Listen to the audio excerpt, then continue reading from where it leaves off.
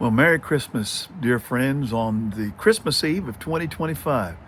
My goodness, we're having unusually warm weather here in Oklahoma City. I don't know what it's like for you, but this is unusual for us. I think we're hitting the 70s today and may actually break a record for the warmest Christmas day ever on record in Oklahoma City tomorrow. But never fear, winter will be back, and they're expecting, as always, we expect some ice storms and some snow later on. Kids run happy, but mom and dad seem to be enjoying this good weather. Today, Belinda and I will have all the children over and the grandchildren, and we're looking forward to that, spending time with them. We'll go to our church service at 3 o'clock and then head to the house, and as is our tradition, and spend Christmas Eve together, opening gifts and telling stories and playing games. One of the things that I really loved as a pastor was Christmas Eve services. I know they were not always joyful for maybe my family after we would do 3 of them in a day, but I certainly enjoyed them, and I felt like it was a highlight really of the year for me. I never tired of having that service on Christmas Eve, just like Easter Sunday. Those were special times for me. I saw an article the other day, got a hold of an article of Dr. Crispell. He pastored the First Baptist Church of Dallas, Texas for years. And in the article, he talked about he never wanted to be anything other than a pastor. You couldn't have enticed him to be the president. He would have felt like that would have been a step down. Governor, legislator, an attorney, a doctor, any of those things. His high calling was to be and serve as a pastor. And I must confess to you, it was for me as well. I delighted in serving as a pastor and considered it a high honor, and still do. I guess that's why I still say to myself, call myself as Pastor Sam, because I believe that calling really never went away.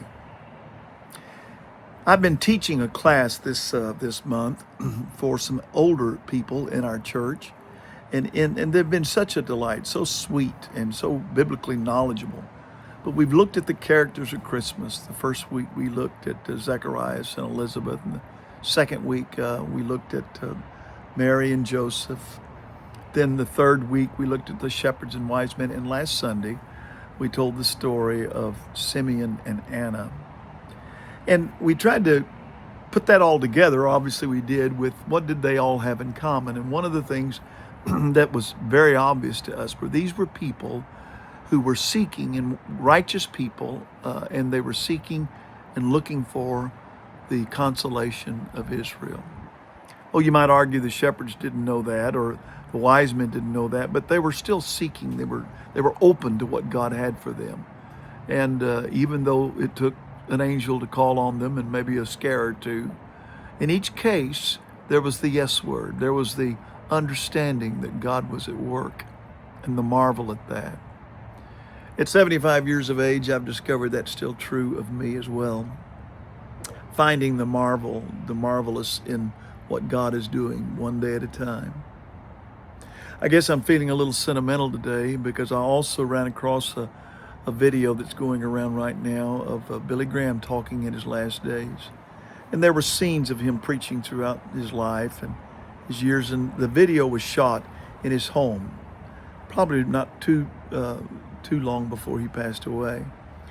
And he was talking about how he looked forward to going to heaven and how his time was behind him and he had that to look forward to. And he said, I'm not afraid to die.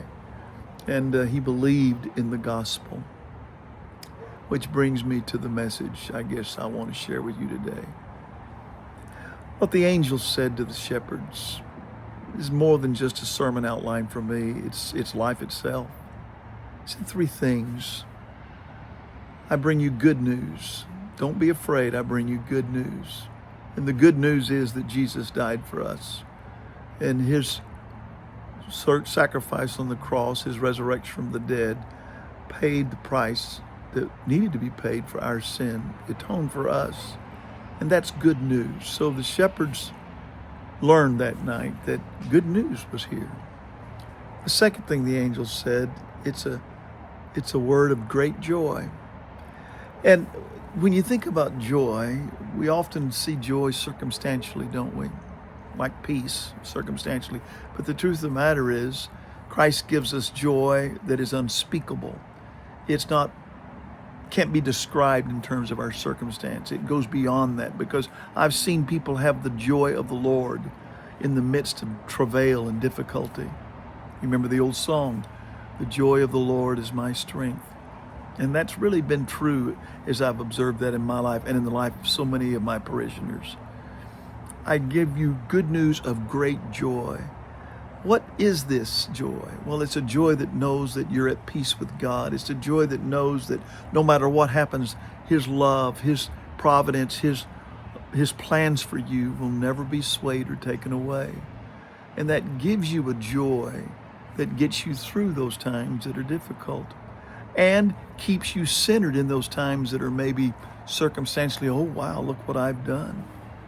Joy is something deeper than circumstance. It's beyond it. And that's what God has given us. And then the third thing the angel said was, for all people. I know we struggle sometimes in our theology and understanding of salvation and how it works, that God chooses us and we don't choose Him, and I understand that. But I really believe that Christ died for all. I really believe that the gospel is open to everybody, that God knows the thoughts and intentions of our heart. And I think sometimes we take the theology of election and turn it into a predestination that's maybe not as biblical as we think. What I'm trying to tell you is that I believe that God wants me to share the gospel with everybody, because it's for everybody. People in Africa, people in Texas, people in New York, people in Canada, people next door, people down the street. And I know that we can get isolated in our Christian thinking, but that is so dangerous for the church. I go to a church now that is not isolated in that regard. It's a church that believes that the gospel is for all people. And certainly that's our Christian tradition. However you play that out in your mind, in your theology, remember this: the shepherds heard that message. Good news, great joy for all people. That's the message of Christmas. And we need that message today. So wherever you are and whatever you're doing, the Dennises wish you the merriest of Christmas. Keep praying for us. We've been fortunate to be in good health in spite of some of the circumstances of the past year. We're muscling through them. As I told someone, getting older is not for sissies, but we're trying to take it one day at a time. Belinda and I will travel again to Brazil this summer on a mission trip. We've got several things planned. I may even go to Mozambique in Africa. And then we're planning another Israel trip in 2027. So we are excited about what God's doing through the Sam Dennis Ministries and the opportunities that we still get to pastor and to help churches and to mentor pastors over and over again. It's been a wonderful, wonderful journey for us. So we love you and we tell you so, and we wish you the merriest of Christmas. And remember, good news, great joy for everybody. God bless you, and Merry Christmas.